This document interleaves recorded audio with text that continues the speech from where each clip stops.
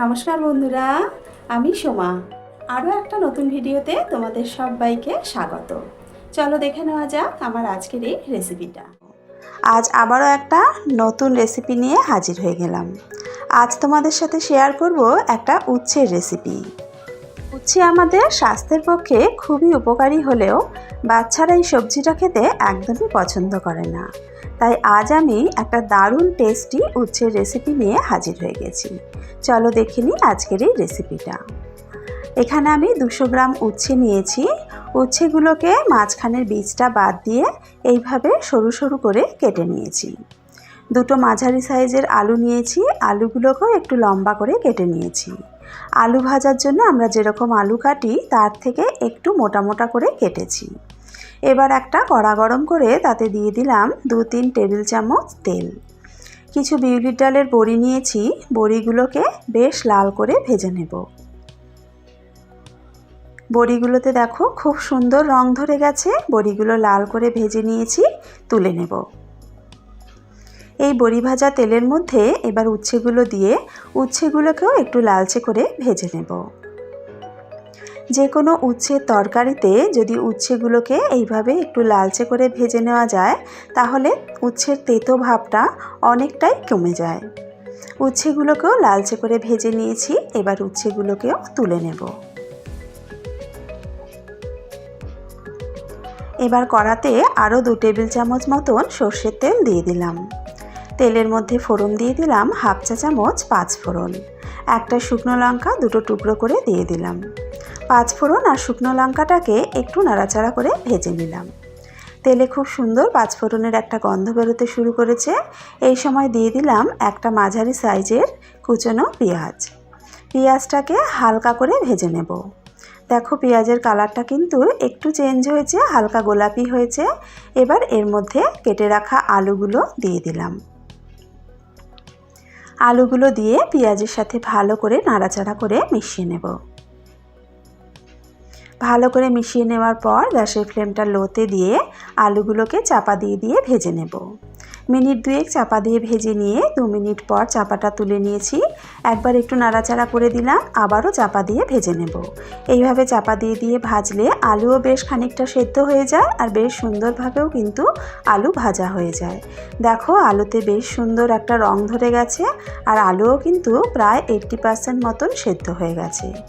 Minute 5-6 মতন আলুগুলোকে ভেজে নিয়েছি। এবার ভেজে রাখা উচ্ছেগুলো আলুর মধ্যে দিয়ে দিলাম। সাথে দিয়ে দিলাম স্বাদ মতো নুন, হাফ চা চামচ দিয়ে দেব হলুদের গুঁড়ো আর দিয়ে দেব হাফ চা চামচ লঙ্কার গুঁড়ো। এবার সব কিছু দিয়ে একবার ভালো করে উচ্ছে আলুটাকে মিশিয়ে নেব। মিনিট খানেক সময় নিয়ে উচ্ছে আলুটাকে একটু মশলার সাথে ভাজা ভাজা করে নিয়েছি। এবার এর মধ্যে 1/4 কাপ মতন জল দিয়ে দিলাম। জলটা দিয়ে ভালো করে নাড়াচাড়া করে নিলাম। এবার গ্যাসের ফ্লেমটা মিডিয়াম টু লোতে দিয়ে মিনিট 5-6 চাপা দিয়ে রান্না করে নেব। এতে আর আলু উচ্ছে বেশ ভালোভাবে সেদ্ধ হয়ে যাবে। মিনিট 6 পর চাপাটা তুলে নিলাম। আবারও একবার ভালো করে নাড়াচাড়া করে দেব।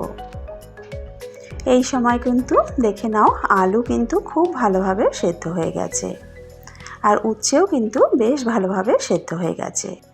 এবার এর মধ্যে দিয়ে দেব সামান্য একটু চিনি, যেহেতু তেতো সবজি একটু মিষ্টি দিলে খেতে ভালো লাগে। আর দিয়ে দিলাম সর্ষে বাটা।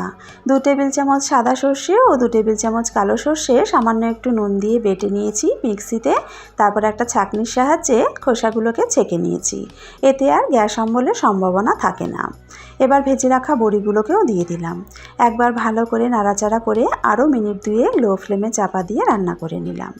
চাপা তুলে একবার ভালো করে নাড়াচাড়া করে দেব। এই সময় গ্যাসের ফ্লেমটা একটু মিডিয়ামে করে দেব, তাতে যেটুকু জলজলে ভাব আছে সেটুকু কিন্তু একবারে শুকনো শুকনো হয়ে যাবে। স্প্যাচুলাটা দিয়ে আলুগুলোকে এইভাবে একটু ভেঙে ভেঙে দেব, তাতে চচ্চড়িটা বেশ মাখো মাখো হবে। আমাদের উচ্ছে আলুর চচ্চড়ি কিন্তু একদমই রেডি। নামানোর আগে এর ওপর দিয়ে দেব 1 টেবিল চামচ কাঁচা সর্ষের তেল আর দিয়ে দেব সামান্য একটু ধনেপাতা কুচি।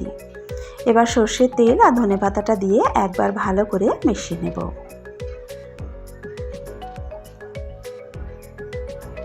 ধনেপাতাটা আর সর্ষের তেলটা মিশিয়ে নেওয়ার পর গ্যাসের ফ্লেমটা অফ করে দিয়ে মিনিট 2 চাপা দিয়ে এইভাবে রেখে দেব, যাতে পুরো উচ্ছের তরকারির মধ্যে ধনেপাতা আর সর্ষের তেলের ফ্লেভারটা চলে যায়।